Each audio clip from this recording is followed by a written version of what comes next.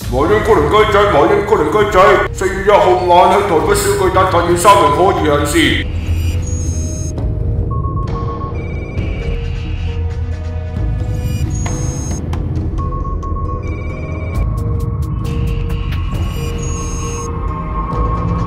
自房東涉毒，大人哥同租名柯震東割席之後疑似又飛翻。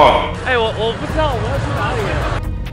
你自己去邊都唔知，使唔使帶佢哋翻嚟飲杯茶食個包啊？食懵咗你呀！佢哋前晚只係去睇 Eason 台北演唱會咋。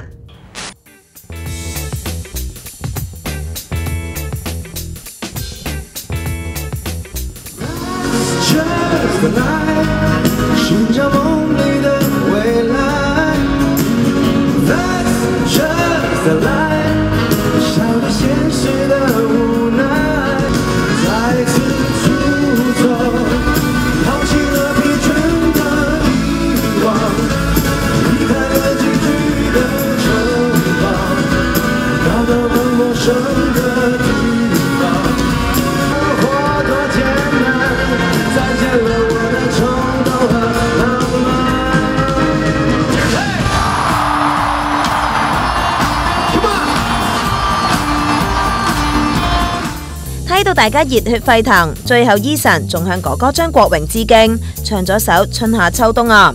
佢哋3個入得去睇 Eason，好明顯就係粉絲啦，有可能聽過呢一首歌。朋友，我當你1秒朋友，朋友，我當你一世朋友，佢哋先至會和好如初啊！